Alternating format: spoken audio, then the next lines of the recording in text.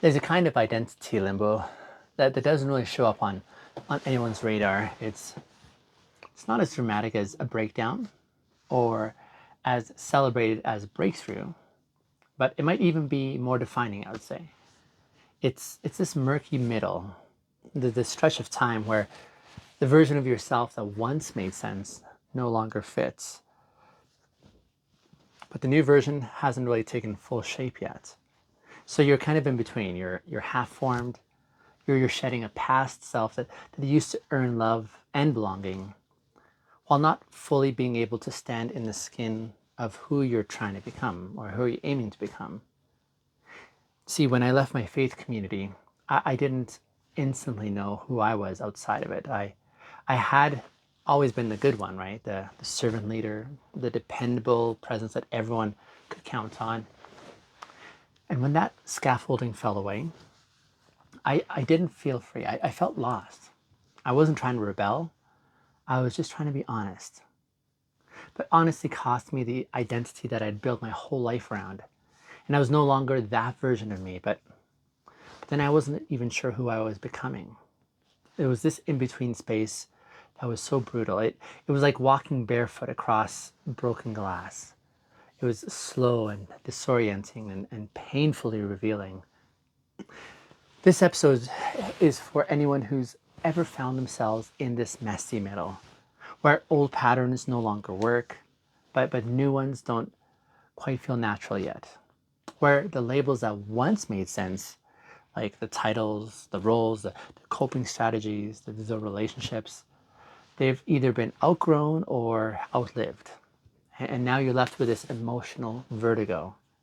Because when the old no longer works and the new hasn't really quite landed, the ground beneath you feels quite unsteady. And that's where so many people, I think, give up.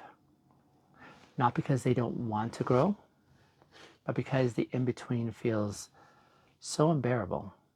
And growth is often framed as a linear line, right? Like you're climbing a staircase towards this better version of yourself. Whereas in reality, it feels more like disorientation, like being in a tunnel with no visible light at the end yet. And all you can do is just keep walking forward, hoping that your feet will eventually land on something solid. And here's the part that stings the most. The world doesn't really pause to give you time to figure yourself out. People still keep expecting you to show up and perform and explain yourself, and they want clarity and consistency when all you've got is fragmentation and fatigue. And you're trying to protect these vulnerable parts of you that are still forming while the world around you demands answers. This tension can manifest in all kinds of ways. You might find yourself, for example, withdrawing from people who once felt like home. And and now they feel more like reminders of a version of you that no longer fits. And you might feel guilty over this, right? Like you're being disloyal or dramatic. But perhaps you're just growing. Maybe the version of you that they bonded with wasn't your whole self. It was the part of you that knew how to belong by blending in, by performing or hiding the inconvenient truths of what you were really feeling. See, this isn't about being better than who you were. It's about being truer. It's about giving yourself permission to grieve what you're outgrowing, even if it once gave you life. Because sometimes what nurtured us in this season can also stifle us in the next. The roles that we once thrived in might now feel more like a costume. And the relationship that once made you feel seen might now be making you feel invisible. And these routines that once grounded you might now feel quite suffocating. And the hardest part of all this is admitting that this is so without shame. If you're in the middle of this right now, you're probably feeling tired, not just physically, but existentially.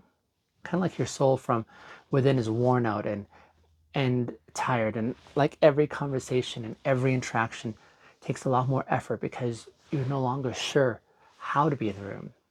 Should you default to the old so that you can keep at peace? Or should you experiment with a new self, even at the cost of possible rejection? Should you pretend that you know who you are without really knowing? See, this tension between authenticity and acceptance, it becomes this daily negotiation.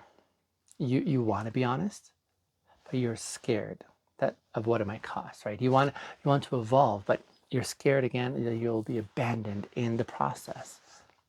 You want to be real, but you're not sure that your real self is really enough for the people around you.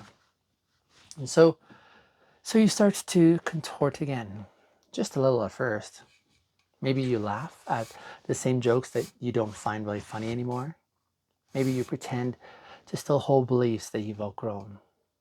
Maybe you keep showing up in spaces that leave you hollow just so you can maintain some sense of normalcy. But every time you do that, the dissonance grows. And eventually, that gap between who you were and who you're becoming becomes unbearable. See, that's the moment of truth. That's the moment where you either double down on the old version of you so you can preserve the comfort of belonging, or you choose to walk, trembling and alone and possibly not sure if you'll make it. And you do this not because it's easier, but because something inside of you just refuses to keep pretending. And that refusal is sacred, right? But it's the beginning of integrity. It's the moment when you start aligning your outer life with your inner knowing, even if it costs you everything that you've built while being someone that you weren't. Sometimes the people who loved your former self, like the most, are like, these are the people who find it difficult to adapt, right? Not because they're cruel, but because your transformation, it really disrupts their story that they had about you. And if you start to change, they're forced to reconsider who you've always been. And that kind of version that you're becoming is threatening to them. They'd relied on the emotional contracts and the roles that you've unconsciously agreed to play with them. And maybe you've always been the caretaker. Perhaps you were the one who helped everyone feel safe or okay, the one who soothes things over and absorbs the tension and keeps the peace. But now you're learning to name your needs, and you're setting boundaries, and you're willing to sacrifice your well-being so that you don't have to attend to someone's comfort. And people notice this. Some will respect it and others will resent it. And that resentment can make you second guess whether growth is really worth the price. See, this in-between space is also marked by a strange sense of invisibility, because the old you is no longer commanding attention, and the new you isn't fully legible to others quite yet. You might find that fewer people are checking in, fewer people are reaching out, fewer people are trying to understand how to connect with you now that you're no longer playing those familiar roles that they were accustomed to. And it can feel like you're drifting, not just from others, but from yourself as well. But what if that drifting isn't failure? What if it's more of a recalibration? See, when a rocket leaves Earth's atmosphere, there's this moment that they call max Q. It's this moment where maximum aerodynamic pressure is reached. It's when the ship is under the most stress because it's moving fast through the thickest part of the atmosphere. And that moment of strain is expected, and it's designed into the flight path, right? Because you can't break a new orbit without passing through that pressure point. And I'd say the same is true in our personal transformation. It's this space between who you were and who you're becoming, the max Q of your identity, if you will. And it feels chaotic and unstable, even unbearable, not because you're doing something wrong, but because This is what it feels like to break through the gravity of your old narratives. But here's the thing though, you need space to do that, right? You need space to fall apart a little, space not to have the answers, space to try on new ways of being without being judged. And most of us, we don't get that space. We're expected to explain and to justify and to downplay our changes, often to people who don't really have the capacity to meet us where we are at.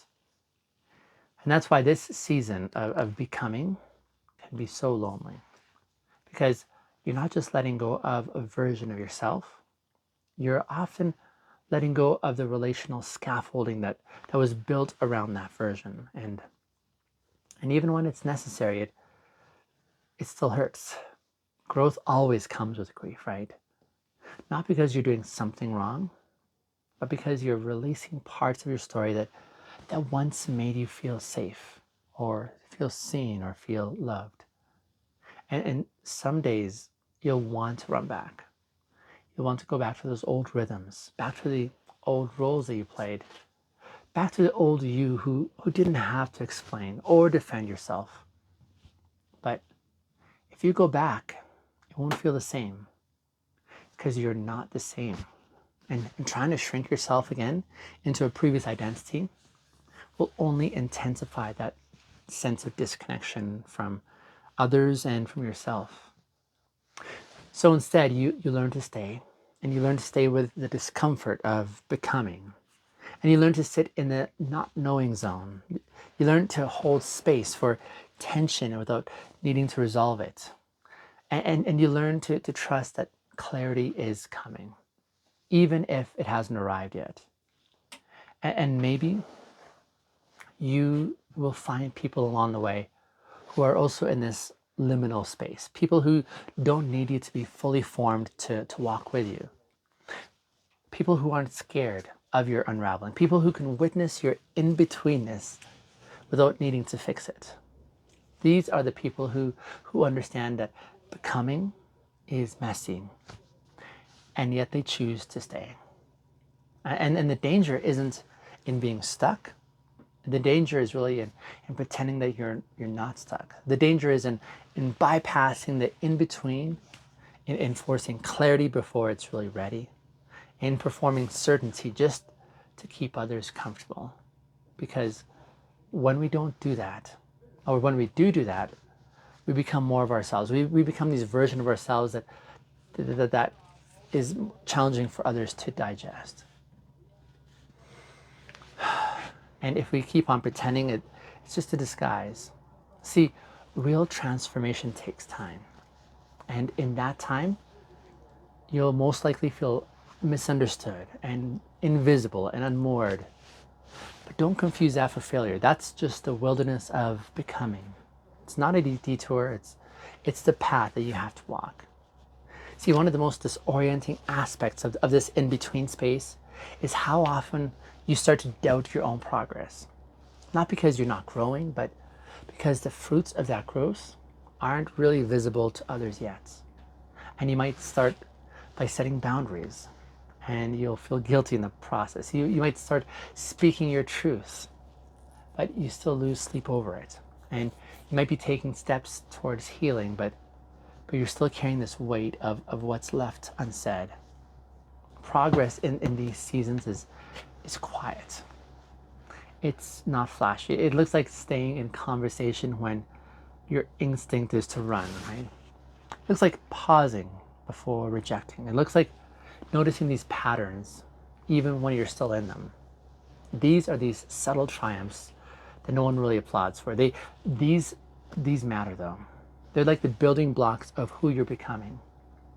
And yet, even with this progress, it's easy to feel like you're betraying yourself and who you once were. Maybe you were known for being agreeable or adaptable or easygoing. And now you're discovering your anger or your preferences or your resistance. See, that doesn't make you hypocritical. It makes you human. Complex, yes. Evolving, for sure. Try telling that to the people who only liked you when you were convenient for them, right? And sometimes we stay in these old versions of ourselves, not because they're true, but because they're familiar. Because these are the versions that made us feel wanted, even if that came with conditions. And when we stop performing like these old roles, it can feel like we're giving connection up altogether. And that fear is valid, but it's not the full story. Because the connection you're building now, the one that's rooted in truth and not performance, it will be far more sturdier. Quieter, yeah. Real, sure. It's a connection that doesn't require you to shrink, where you can hold your contradictions and your questions and your unfolding. See, this middle place between the old you and the emerging one, it's sacred. Not because it feels good, but because it reveals what's real. It strips away the illusion, shows you who's willing to stay when you're not easy. It helps you to confront the parts of yourself that have been waiting for permission to emerge. And sometimes what emerges is grief. Grief for the years that you spent performing. Grief for the friendships that only worked when you abandoned yourself. Grief for the time that you lost the roles you didn't choose. And that grief is not a setback. It's evidence that you're finally honoring what hurt. But alongside that grief, something else also begins to rise. And that's this deeper sense of self-trust, where you begin to realize that even when people misunderstand you, you can still stand firm. Even when you're not being affirmed, you can still move forward. Even when the crowd begins to thin, direction will give you clarity in which way to go. And this self-trust doesn't arrive all at once.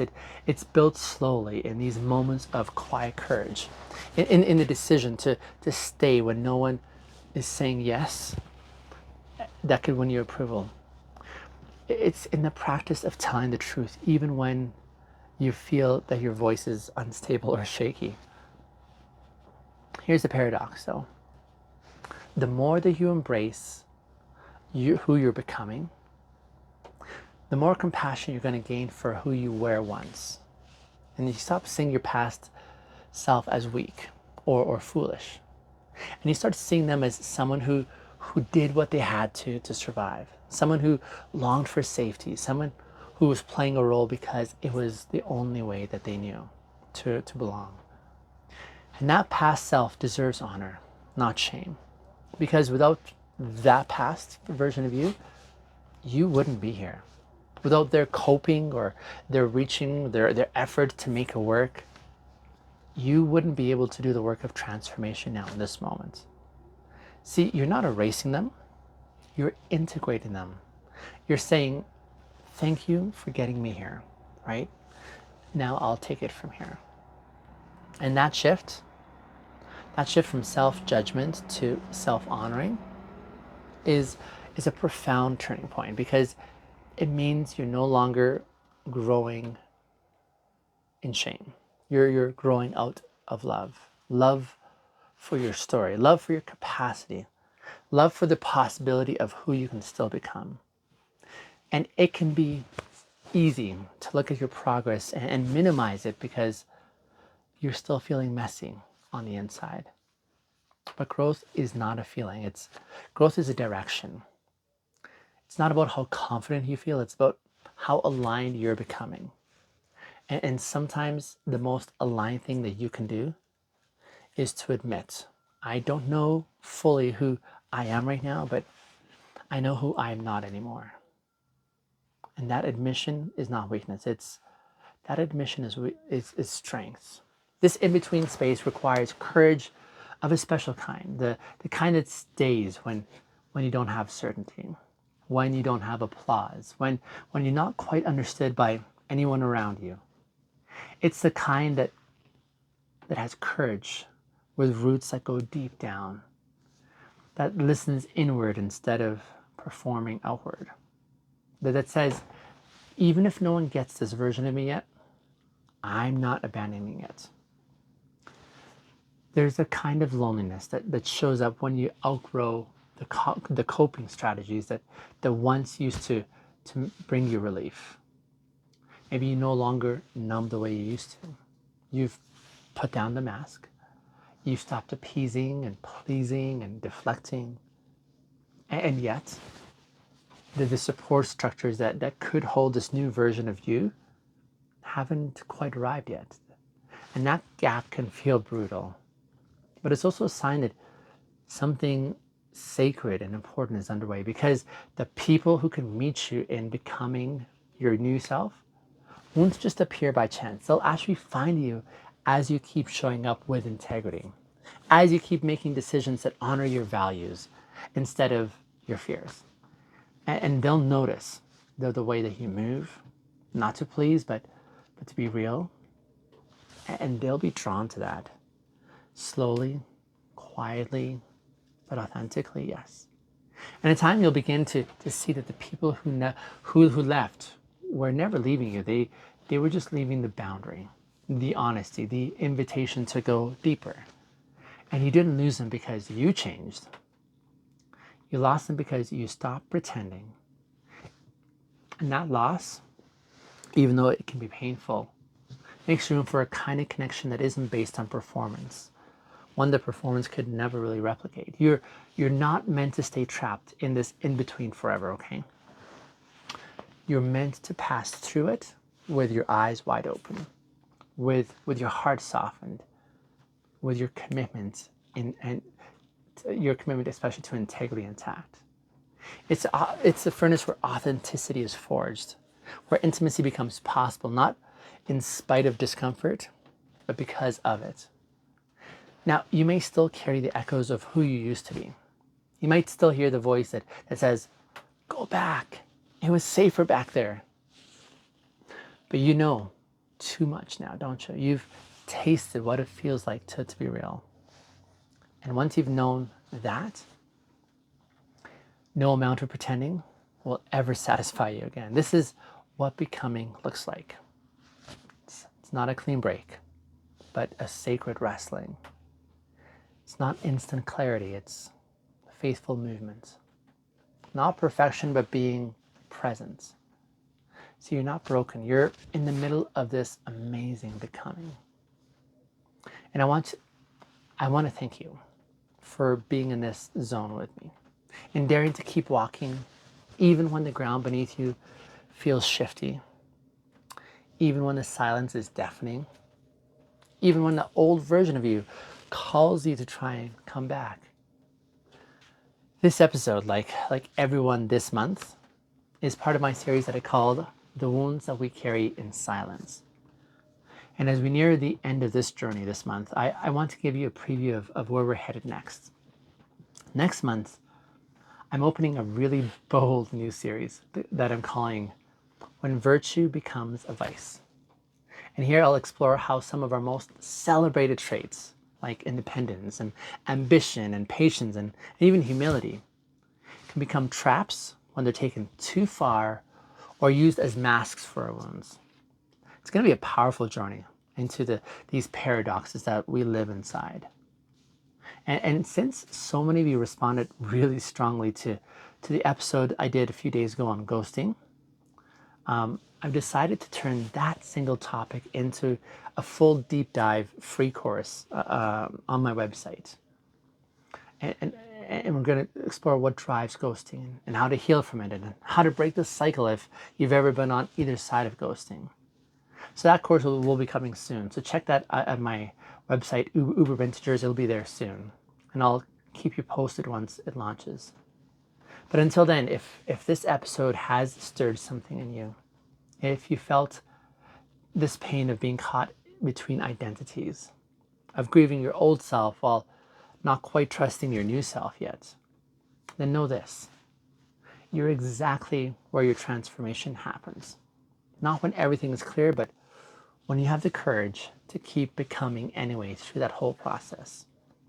Thank you for watching. I'll see you in the next episode.